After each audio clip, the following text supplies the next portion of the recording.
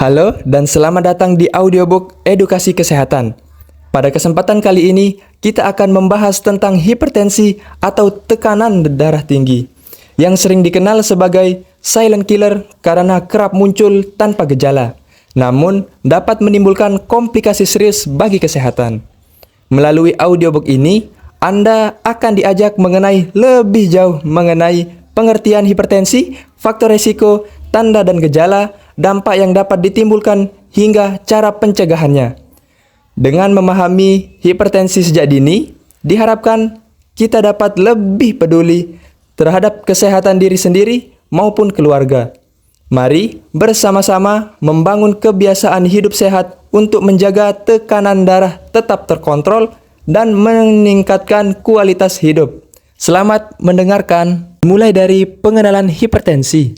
Hipertensi merupakan kondisi di mana tekanan darah berada di atas normal. Hipertensi dikenal juga dengan penyakit tekanan darah tinggi.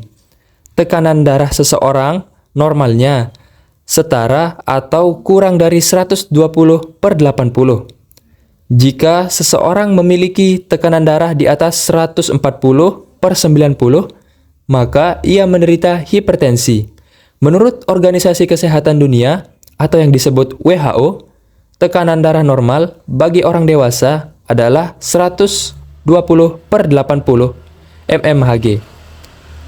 Angka 120 menunjukkan tekanan sistolik, yaitu tekanan saat jantung memompa darah ke seluruh tubuh. Sementara angka 80 menunjukkan tekanan diastolik, yaitu tekanan saat otot jantung relaksasi dan menerima darah yang kembali dari seluruh tubuh. Selanjutnya ada mitos dan fakta seputar hipertensi. Pada umumnya, gejalanya jarang terlihat sehingga dapat mengundang penyakit lain yang berbahaya untuk menyerang tubuh kita, seperti jantung, ginjal, diabetes, dan stroke.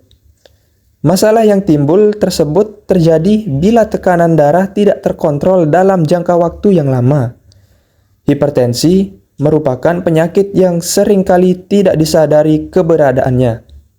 Dalam banyak kasus, penyakit ini baru diketahui ketika sudah terjadi komplikasi berbahaya yang dapat berujung pada kematian. Selanjutnya, yaitu mengenal faktor risiko dan penyebab hipertensi.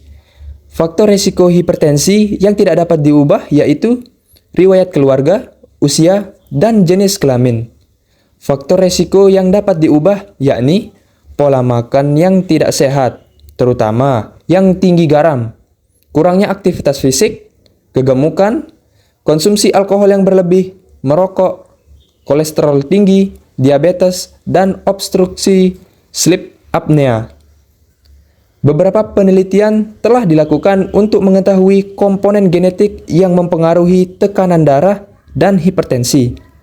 Risiko relatif untuk menderita hipertensi adalah 4,1 pada pria dan 5 pada wanita dengan usia 20 hingga 39 tahun dan memiliki setidaknya 2 anggota keluarga tingkat pertama yang menderita hipertensi. Berikutnya ada tanda dan gejala hipertensi yang perlu diwaspadai. Tanda dan gejala hipertensi meliputi sering sakit kepala, gangguan penglihatan atau retinopati hipertensi, mual dan muntah, nyeri dada, sesak napas, bercak darah di mata, muka yang memerah, rasa pusing, dan mimisan. Rasa pusing yang tiba-tiba muncul, hilangnya keseimbangan, dan kesulitan berjalan merupakan tanda peringatan akan terjadinya stroke. Berhati-hatilah karena tekanan darah tinggi merupakan salah satu faktor risiko pemicu stroke. Selanjutnya, dampak dan komplikasi hipertensi bagi kesehatan. Komplikasi hipertensi yang harus diwaspadai yaitu gangguan jantung atau serangan jantung, stroke, emboli paru, gangguan gagal ginjal atau gagal ginjal, dan kerusakan pada mata atau gangguan penglihatan bahkan kebutaan. Tekanan darah yang tinggi secara terus-menerus akan merusak dinding pembuluh darah perlahan-lahan, mempermudah kolesterol melekat, dan menyempitkan pembuluh darah. Sel-sel endotel memiliki efek pengaturan penting pada sistem kardiovaskular. Pada hipertensi, tekanan darah yang meningkat terus-menerus pada mikrovaskulatur akan menyebabkan endotel lebih cepat menua dan meningkatkan pergantian sel. Jika terjadi dalam jangka waktu yang lama, aktivasi endotel yang berkepanjangan akan menyebabkan penyakit pembuluh darah dan aterosklerosis. Berikutnya yaitu pencegahan hipertensi melalui gaya hidup sehat. Olahraga teratur merupakan cara ampuh untuk mencegah hipertensi. Pada penderita hipertensi, baiknya melakukan olahraga ringan seperti jalan cepat, jogging, atau bersepeda selama 30-60 menit per hari, sebanyak 3 kali dalam seminggu. Kurangi asupan natrium, direkomendasikan tidak lebih dari 1.500 mg per hari.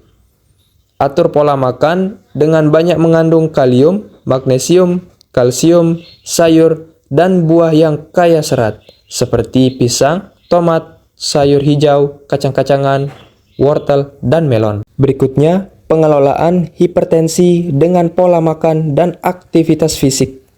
Mengatur pola makan pada penderita hipertensi sangat penting karena ada beberapa makanan yang dapat memicu peningkatan tekanan darah. Menu makanan yang banyak mengandung kalium, magnesium, dan kalsium sangat membantu mengontrol tekanan darah. Pasien obesitas sangat disarankan untuk menurunkan berat badan dengan memperhatikan kualitas makanan, asupan kalori, dan aktivitas fisik. Penurunan berat badan dikatakan dapat memperbaiki fungsi endotel dan menurunkan aktivitas sistem saraf simpatik. Selanjutnya, pentingnya kepatuhan minum obat dan kontrol rutin. Minum obat sesuai program terapi. Selain mengubah gaya hidup, obat-obatan digunakan untuk membantu proses pemulihan. Jika kedua hal tersebut dilakukan, maka akan memberi hasil yang optimal terhadap tekanan darah. Jika ingin mengonsumsi obat-obatan herbal, disarankan untuk berkonsultasi terlebih dahulu dengan dokter. Lakukan pemeriksaan 1 kali 1-2 tahun untuk memantau kondisi tekanan darah Anda. Selanjutnya ada cerdik dan patuh sebagai langkah mengendalikan hipertensi. Cerdik. C. Cek kondisi kesehatan secara berkala. E. Enyahkan asap rokok. R. Rajin aktivitas fisik. D. Diet sehat dengan kalori seimbang. I. Istirahat yang cukup. K. Kendalikan stres. Patuh. P. Periksa kesehatan secara rutin dan ikuti anjuran dokter. A. Atasi penyakit dengan pengobatan yang tepat dan teratur. T. Tetap diet sehat dengan gizi seimbang. U. Upayakan beraktivitas fisik dengan aman. H. Hindari rokok, alkohol, dan zat karsinogenik lainnya. Selalu ingat cerdik dan patuh ya. Selanjutnya yaitu mengelola stres untuk membantu menjaga tekanan darah. Kurangi stres. Stres berskala panjang akan membuat tubuh menjadi rusak. Peningkatan hormon adrenalin menyebabkan meningkatnya tekanan darah.